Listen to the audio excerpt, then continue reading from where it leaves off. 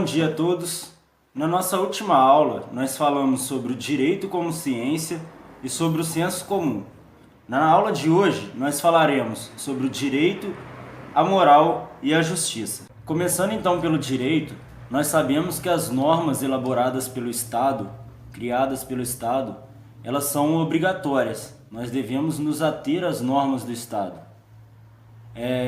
E essas normas, elas são criadas através de um processo racional em que elas serão debatidas, serão votadas, até que ela chegue ao ponto de se tornar obrigatória por todos os membros da sociedade. As leis do direito, elas vão estar na nossa vida desde o nosso nascimento, quando nós nos registramos, quando os nossos pais vão ao cartório e nos registram, até a nossa morte. Nesse período, o Estado irá dizer o que nós podemos, o que nós não podemos fazer, os direitos que nós teremos, enfim. Toda essa norma estatal é obrigatória.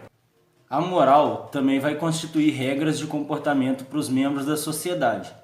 Porém, essas regras constituídas pela moral, elas não são obrigatórias.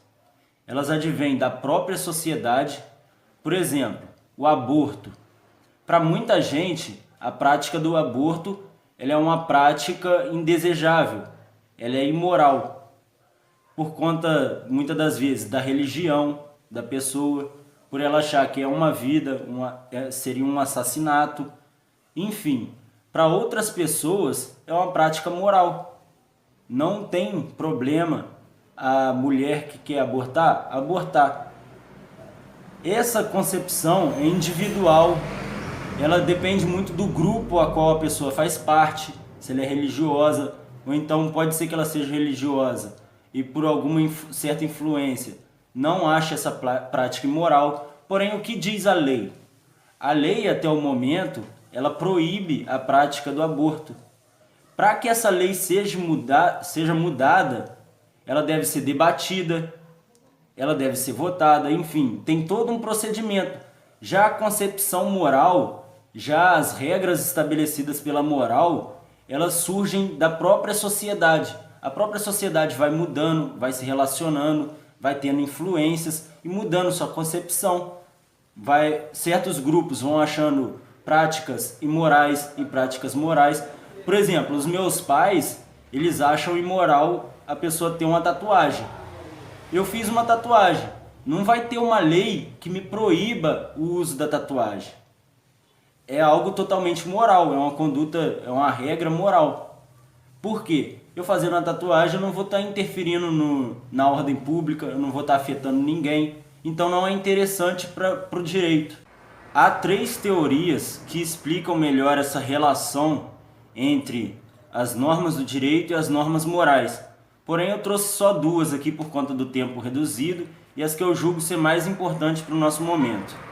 A primeira delas é do Jeremy Bentham, um doutrinador inglês, e que o Miguel Reale ele faz esses círculos para poder melhor explicar de forma didática. Enfim, segundo essa teoria, a primeira dos círculos concêntricos, ela diz que a moral ela vai englobar uma maior quantidade de comportamentos. Ela vai dizer se é aceitável ou não uma pessoa mexer no celular numa missa, se é aceitável ou não uma tatuagem, enfim. São diversos comportamentos que a moral vai tratar. E o direito, ele seria um círculo menor dentro da moral. Por quê? O direito ele só trataria daquilo que fosse interessante para ele na moral. Por exemplo, uma pessoa corre pelada em praça pública. É um ato totalmente imoral, indesejado. Pode ser que algumas pessoas até não achem. Porém, é algo que vai perturbar a coletividade. Então, o direito ele vai se ater àquele comportamento e criar uma norma para que aquela prática seja proibida. Enfim, a próxima teoria que nós iremos trabalhar é a dos círculos secantes. O que diz essa teoria? Existem leis do direito que elas são compatíveis com a moral. Por exemplo, uma pessoa que estupra uma criança é uma conduta totalmente imoral. Todo mundo concorda que essa prática é indesejável. E o direito, ele também vai elaborar uma lei, vai criar uma lei para que essa prática seja proibida. Enfim, existem leis do direito que são leis processuais.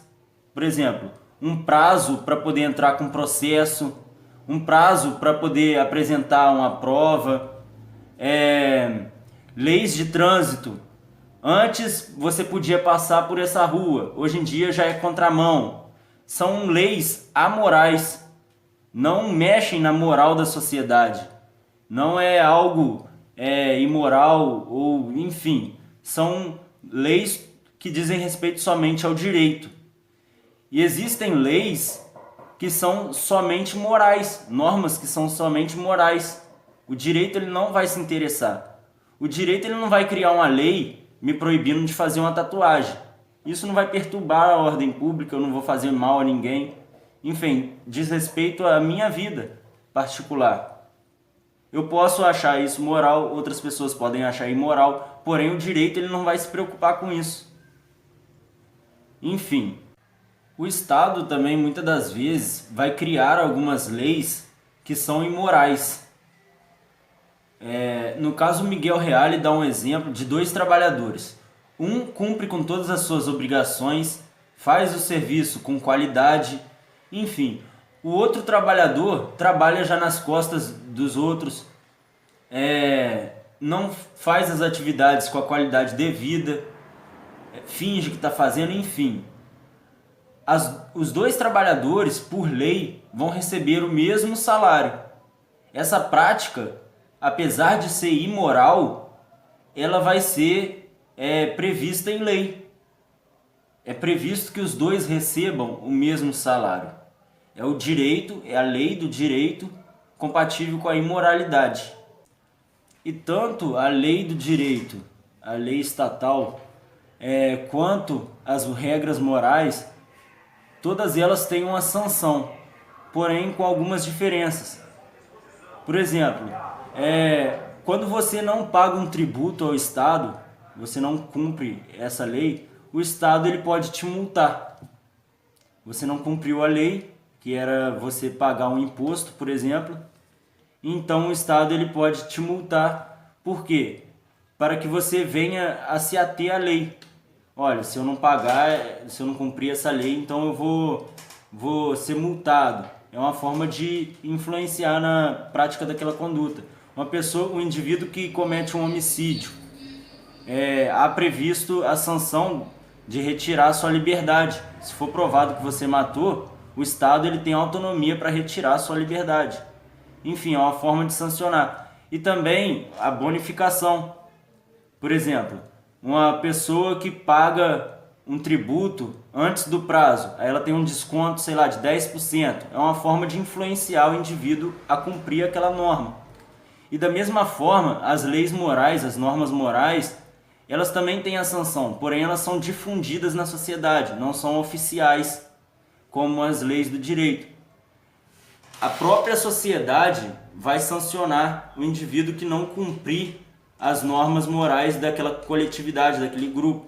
Por exemplo, eu uso tatuagem, uma pessoa pode ser que me olhe de forma estranha. É um tipo de sanção, um afastamento. Enfim, se eu estou vestido de uma forma inadequada para um estabelecimento, ou então para um certo grupo, aquele grupo ele vai se afastar, vai falar mal. São sanções totalmente morais, difundidas na sociedade. E da mesma forma, a gratificação, a bonificação também é uma forma de cumprir normas morais. Por exemplo, a religião usa muito isso. Se você agir assim, assim, assim, você vai ter um lugar no céu, ou então você vai ter algum dom, enfim. É uma forma de você cumprir aqueles mandamentos, aquelas regras morais. Nós vamos falar agora sobre o direito e justiça. O direito, muitas das vezes, ele busca justiça. Por exemplo, para todo mundo, para toda a sociedade, é injusto que uma pessoa passe fome, passe necessidades a ponto dela não conseguir sobreviver. Então, é o objetivo do direito erradicar a pobreza. É um objetivo, erradicar a pobreza, apesar disso não se concretizar muitas das vezes.